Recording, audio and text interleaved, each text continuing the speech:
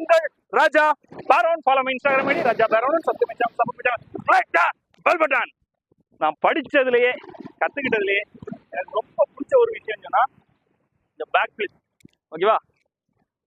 நான் கத்துக்கிட்ட இடம் வந்து இந்த இடம் தான். இது வந்து சங்குத்துறை அப்படிங்கிற ஒரு பீச். இந்த பீச்சில் அஜய் அப்படிங்கிற தெரியுங்களா, நான் அடிக்கடி வீடியோ போட்டிருக்கேன். அஜய் ஆசாம் இந்த பேக் ஃபிளிப் வந்து கற்றுக்கிட்டது. நான் கற்றுக்கிட்டு ஒரு 1.5 வருஷம் அவ்வளோதான். ஓகேவா? இப்போ தான் கற்றுக்கிட்டேன், சின்ன வயசில் கற்றுக்கிட்டது இல்லை, இப்போ தான். ஆனால் இந்த விஷயம் இது என்ன அப்படின்னா, கண்டினியூவாக நம்ம அப்பப்போ ப்ராக்டிஸில் இருந்தால் மட்டும்தான் நம்ம கைக்குள்ளே இருக்கும், இல்லைன்னா கையை விட்டு போயிடும். நம்ம சைக்கிள் ஓட்டுறதுலாம் வந்து கூட ஒரு சைக்கிள் ஓட்டுறது, பைக் ஓட்டுறது கூட கற்றுக்கிட்டோம்னா அகைன் மறுபடியும் பண்ணும்போது நமக்கு வந்து மிஸ் ஆகி போகாது. ஆனால் இது அப்படி இல்லை. அது மட்டும் இல்லாமல் இதில் வந்து எப்பவுமே பண்ணும்போது மனசுக்கு ஒரு சின்ன பயம் இருந்துகிட்டே இருக்கும். சின்ன பயம் இருந்துகிட்டே இருக்கும். அது வந்து நல்லா இருக்கும். நான் ஆல்ரெடி சொல்லியிருக்கேன்ல, நம்ம வந்து எப்போவாவது டவுன் ஆகுறோம் அப்படின்னா நம்ம கற்றுக்கிட்ட இந்த மாதிரி விஷயங்கள் இருக்குல்ல, கொஞ்சம் அட்வென்ச்சரான விஷயங்கள், இதை பண்ணும்போது மறுபடியும் நமக்குள்ள அந்த பூஸ்ட் வரும். செய்ய முடியாத மறுபடியும் நம்ம செய்யும், பலமா தான் இருக்கும் அப்படிங்கிற பூஸ்ட் வரும். ஓகேவா? அதனால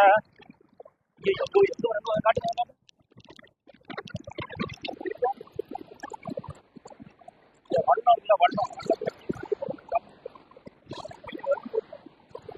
இதெல்லாம்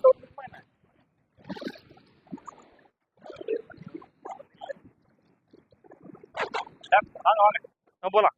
இப்போ இன்னைக்கு நம்ம வந்து பேக் ஃபிளிப் தான் அடிக்க போறோம். வருதான்னு தெரியல, வந்தவொடனே லைட்டா ட்ரை பண்ணேன், கொஞ்சம் திணறுது. அடிக்கிறேன், பார்ப்போம். ஓகே, அப்படியே போமா.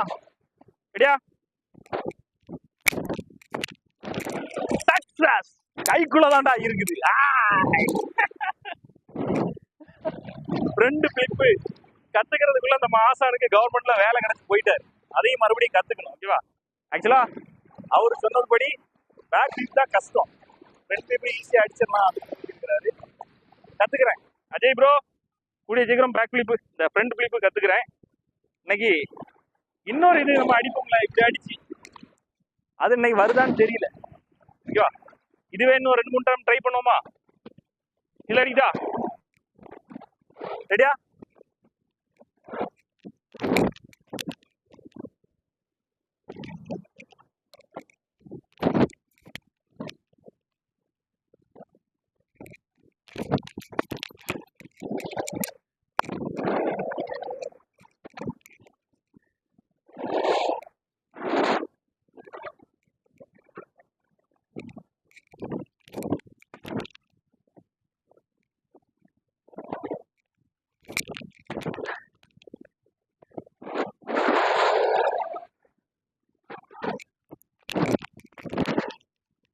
ஓகே, கண்டினியூ அடிச்சு கரெக்ட். பேக் ஃபிளிப் கத்துக்கிறது பெரிய விஷயம் இல்லை, அதை கண்டினியூ பண்ணாமல் இருக்கேன். ஓகே, நான் ரொம்ப நாள் ஆச்சு அடிச்சு. இப்போ இன்னைக்கு அடிச்சு அது கைக்குள்ள இருக்கா அப்படிங்கிறத பார்க்க தான் வந்தேன். பேக் ஃபிளிப் கற்றுக்கணும் ஆசைப்படக்கூடிய சகோதரர்கள் இந்த மாதிரி பீச்சில் கற்றுக்கோங்க.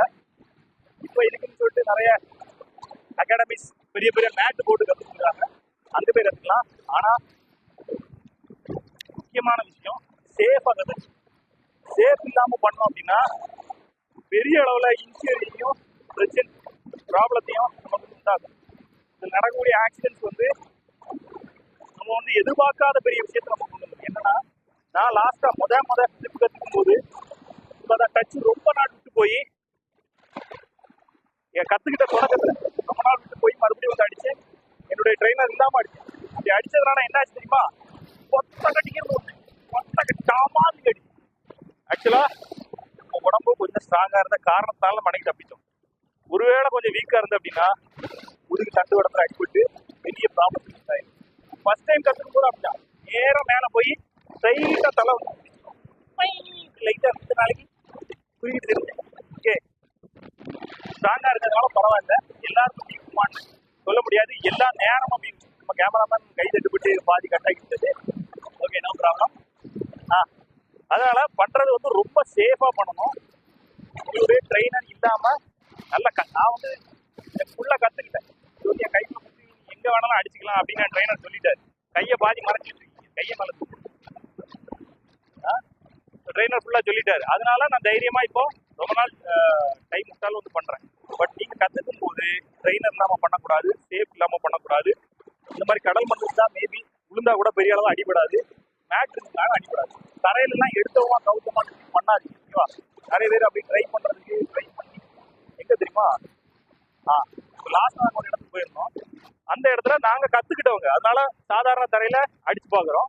ஆனால் அந்த சின்ன பசங்க அதை பார்த்துட்டு தரையில் அடித்து பழக ட்ரை பண்ணுறானுங்க. போய் நாங்கள் வந்து அதை பண்ணக்கூடாது அப்படின்னு சொல்லி பண்ணுறதா இருந்தால் கிளர்ந்த மண், இந்த மாதிரி மண் மேட் இருந்தால் மட்டும்தான் பண்ணணும், சேஃபாக பண்ணணும், ஓகேவா?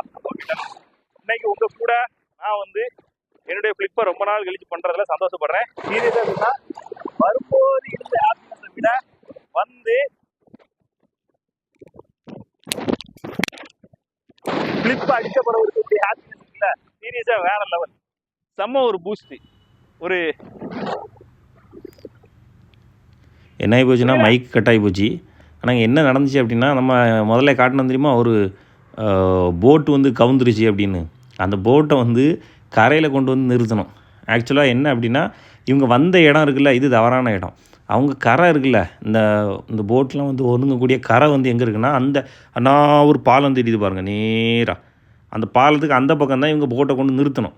ஆனால் காற்று அதிகமாக இருந்ததுனால என்ன ஆகி போச்சுன்னா, அந்த வள்ளம் வந்து தள்ளிக்கிட்டு நேராக இங்கே வந்துட்டு, இந்த பக்கம் வந்துட்டு, அங்கேருந்து இங்கே எவ்வளோ தூரம் இருக்குது பாருங்கள், இவ்வளோ தூரத்தில் வந்துட்டா கரைக்கு அந்த பக்கம்னு வச்சுக்கோங்களேன். இந்த வள்ளம் வந்த உடனே இந்த வள்ளத்தை தள்ளி கரையில் கொண்டு வைக்கிறதுக்கு அவங்க எல்லோரும் சேர்ந்து ஒரு டிராக்டர் வச்சுருக்காங்க. டிராக்டர் டயர்லாம் கட்டி எடுத்து அதை வச்சு சொங்கின்னு தள்ளி கொண்டு வச்சுருவாங்க. ஆனால் இப்போ இது என்ன ஆகி போச்சுன்னா, காற்றுல தள்ளி இங்கே வந்து, அது மட்டும் இல்லாமல் இவங்க மொத்த வள்ளம் அப்படியே கவுந்தாக்கம் விழுந்துச்சு. நல்ல வேளை இவங்க பிடிச்சிட்டு வந்து மீன்லாம் பெரிய அளவில் இதாகலைன்னு நினைக்கிறேன். ஆனால் மீன் பிடிச்சிட்டு வந்திருக்காங்களா இல்லை வலை விட்டுட்டு வந்திருக்காங்களான்னு தெரியல, நான் அதை கேட்கல. ஸோ அவர் என்ன பண்ணுறாருன்னா, தம்பி வாங்க கொஞ்சம் இழுங்க அப்படின்னு சொல்லி கேட்காரு. அதனால தான் நம்ம இப்போ தள்ளதுக்கு வந்திருக்கோம். நம்ம வீடியோ பார்த்துட்டு அந்த மனுஷன் கேட்கல, நமக்கு ஒருத்தன் சிக்கிட்டாண்டா அப்படின்னு கேட்டிருப்பாருன்னு நினைக்கேன். ஆனால் நம்ம ஊரில் இந்த மாதிரி தான் சின்ன சின்ன இது கேட்டால் எல்லாருமே, நான் மட்டும் இல்லை எல்லாருமே பண்ணுவாங்க. நம்ம இப்போ இதை தான் தள்ள போகிறோம். அவர் கரெக்டாக இடம் பார்த்து தள்ளார் பாருங்க, ஆளை பார்த்து கட்டி பிடிச்சிட்டார். இவன் தாண்டா தள்ளுறதுக்கு ஈஸி, அவங்களாம் இழுக்கிற இடத்த பிடிச்சிக்கிட்டாங்க, என்னையை போட்டு தள்ளுற இடத்துக்கு விட்டு விட்டாங்க.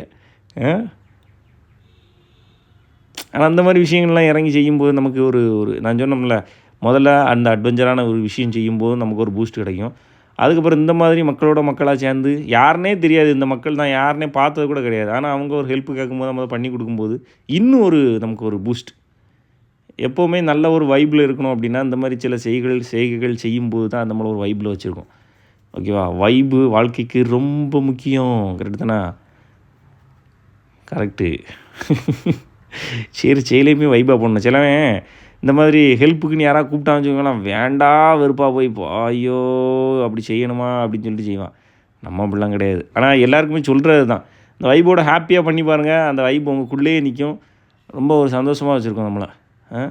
தள்ளுறா கீழே போட்டிருக்காருல, அது அந்த உருட்டக்கூடியது. அது கீழே இதை போட்டாங்கன்னா இன்னும் கொஞ்சம் நல்லா ஈஸியாக தள்ளுறது கொஞ்சம் ஈஸியாக இருக்கும். ஆனால் ஒன்று நான் நினச்சேன், கொஞ்சம் தூரம் தள்ளி கொண்டு கரையில் வைப்பாங்க, எனக்கு கடைசியில் பார்த்தாங்க அங்கே விட்டு தள்ளிங்க. எனக்கு அதாவது கடல் மண்ணில் நான் என்ன நினச்சிருக்கேன்னா, அந்த பயிற்சியை நீ அடிக்கடி செய்யலான்னு நினச்சிருக்கேன். ஏன் தெரியுமா, இந்த இதை இவ்வளோ தூரம் நம்ம தள்ளினோம்ல, தொட்டையெல்லாம் அப்படியே வீங்கி போச்சு, ஒரு மாதிரி ஃபுல் பம்ப் ஆகி போச்சு. கொஞ்சம் தூரம் அப்படி தள்ளி தள்ளி தள்ளி தள்ளி தள்ளி தள்ளி போனோம்னா செம்ம. இது வந்து நார்மலாக நம்ம வந்து ஒரு பொருளையோ இதையோ வந்து தரையில் தள்ளிட்டு போனோம்னா இவ்வளோ பவர் இருக்காது, லெக்குக்கு இவ்வளோ இது கிடைக்காது. ஆனால் அந்த கடல் மண்ணில் ஸ்ட்ரென்த்து கொடுத்து தள்ளுறோம்ல, சரியான பவராக இருக்குது. ஸோ இது மாதிரி ஏதாவது ஒரு ஒர்க் அவுட் வந்து கடற்கரையில் செட் பண்ணலான்னு நினச்சிருக்கேன். எவன்கிட்ட அது போட்டுக்கிட்டு தள்ளி நானும் தள்ள வரேன், டெய்லி தள்ள போனால் லெக்கு நல்ல குடையும், லெக்கு நல்ல பவர்ஃபுல்லாக இருக்கும். இது பண்ணி பார்க்கும்போது தான் எனக்கே தெரிஞ்சிச்சு. இதுக்கு முன்னாடி வள்ளம் தள்ளியிருக்கோம், ஆனால் இவ்வளோ தூரம்லாம் தள்ளிட்டு வந்து வச்சே இல்லை, சும்மா கரையில் இழுத்து நம்ம வைப்போம், அவ்வளோதான்.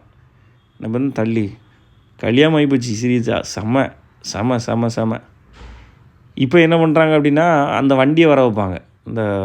அந்த பக்கம் நிற்கிதுன்னு சொன்னோம்னா அந்த வண்டியை வர, ஆக்சுவலாக அந்த ஆள் வள்ளம் வந்த உடனே வந்திருக்கணும், வந்தால் தான் தள்ளி உள்ளே வைக்க முடியும். இல்லைன்னு வச்சுக்கோங்களேன், இவங்க அதிலே கடற்கரை அந்த கடல்லே போட்டுக்கிட்டு இருந்தாங்க அப்படின்னா, வள்ளம் மறுபடியும் கடலால் சல்லு வந்து அடிக்கும்ல, அடிக்கிறதுல உள்ளே இறங்கிடும். அதுக்காக தான் அவங்க எப்படியா தள்ளி உள்ளே வச்சுருவோம்னு உள்ளே கொண்டு சரி. இப்போ அந்த மாதிரி டிராக்டர்கார் வருவார், அந்த உள்ளே தள்ளி வைப்பார். ஆனால் நான் நினச்சேன் தள்ளி வச்சா 2 மீன் தருவாங்கன்னு, மீன் தரல, அதுதான் சங்கடம். சரி, ஓகே. இன்றைக்கி ஃப்ளிப்பு ப்ளஸ் இந்த வள்ளம் தள்ளுறது ரெண்டுமே வந்து பண்ணியிருக்கோம். செம்ம எக்ஸ்பீரியன்ஸு. அடிக்கடி நீ இப்படி வெளியே இறங்கி ஏதாவது பண்ணால் தான் நல்லாயிருக்கும். Okay, okay. ரொம்ப நாளுக்கு பிறகு நான் வந்து ஒரு தரமான வீடியோவாக அவங்க கூட கொடுக்குறதுல சந்தோஷப்படுறேன். தரமான வீடியோன்னு நினைக்கிறேன். நீங்கள் என்ன நினைக்கிறீங்க என்று கமெண்ட் சொல்லுங்கள். பார்த்தீங்களா, அந்த டிராக்டர் வந்துட்டா, முன்னாடி டயர்கள்லாம் கட்டி வித்தியாசமாக இருக்கா. எல்லாம் பார்த்துருப்பீங்களான்னு தெரியல. நம்ம ஊர் பசங்க பார்த்துருப்பாங்க. டயர் முன்னாடி வச்சுட்டு ஒரு தண்ணி அது மேலே ஏறிடும். இனி அது மேலே ஏற்றி வைக்க போகிறாங்க.